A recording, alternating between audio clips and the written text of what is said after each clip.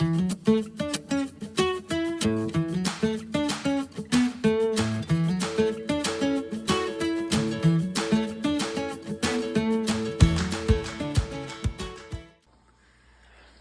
so making deer jerky is actually very simple. Usually you can go ahead and get, if you want to, one of these like jerky seasoning packs. This is not a brand that I particularly am affiliated with. It's just one that we have picked up. The only thing I would say to be very careful of is to look on the back, because they often have a difference in seasoning ingredients and cure ingredients. And a lot of times in your cure ingredients, you will find stuff like MSG or artificial colors, stuff that you really don't want to put in your family. And so the nice thing is their seasoning ingredients aren't that bad. So we're going to go ahead and use this. I'm just going to skip the cure packet that they put in here. I'm only going to use this as a seasoning. The other benefits of using a jerky packet are that they often give you the measurements down here to tell you how much meat and how much of the seasoning you would need to use.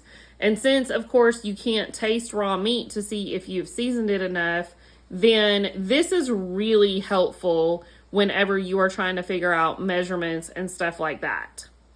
So my meat here, I have a little over 3 pounds.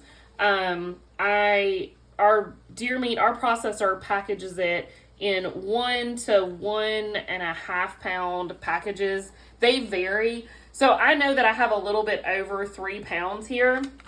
So I am going to use the rest of this seasoning packet. And this is the cure packet that comes with it.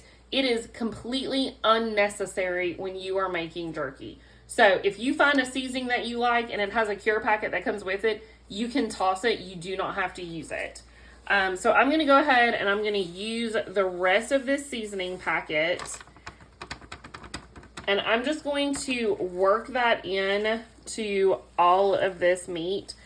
If for whatever reason you do not find a seasoning packet that you like the flavor of or whatever, if you have a favorite, just regular like kitchen seasoning, something typically that is either on the like teriyaki Asian side is really popular, or something that is garlic based with salt in it already, you can use that in place of jerky seasoning. You do not have to use jerky seasoning when you're making jerky.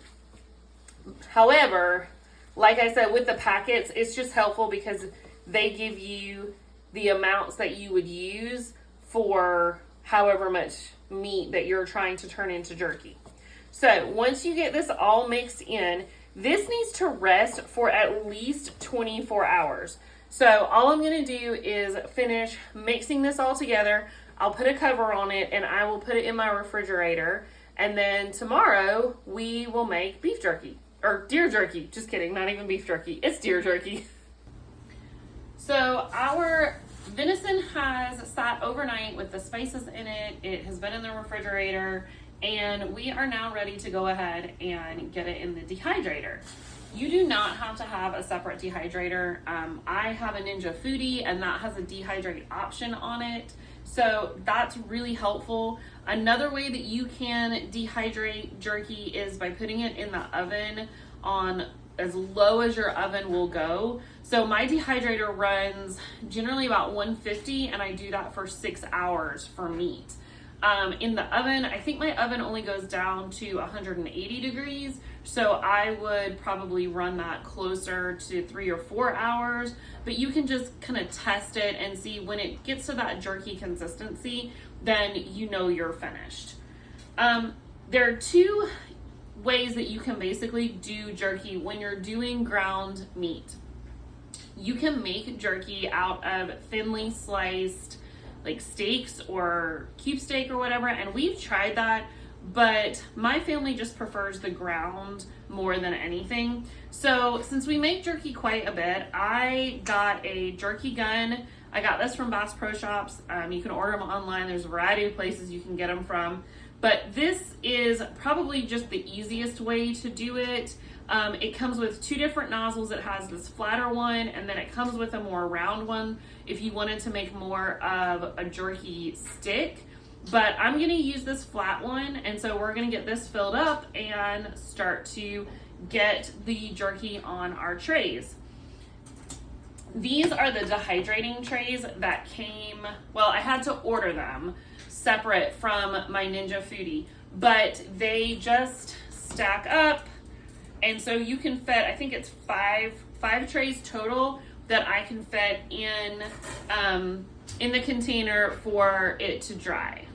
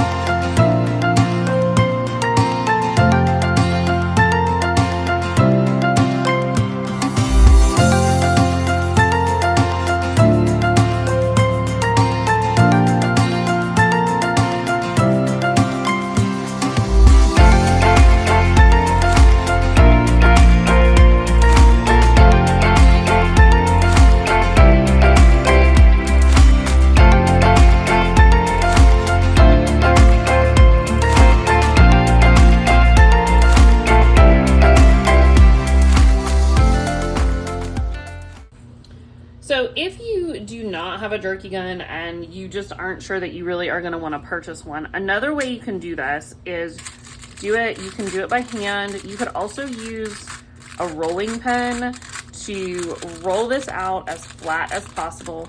I put foil on my last dehydrating tray. I honestly would probably do this with parchment paper, but when I opened the parchment paper container, it was magically empty, and so we're just improvising here. But you want to pull it or like press it out as thin as you can get it, because any like heavy clumps or large clumps in a particular area is going to inhibit even drying time. And then you're gonna end up with some of your jerky that's not cooked, some of it that's overcooked.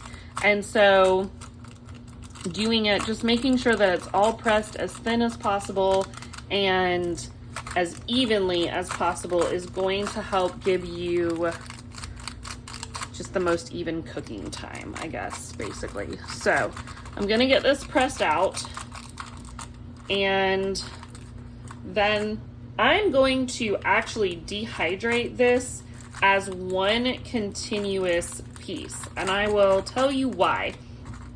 Cutting on these racks is a little difficult.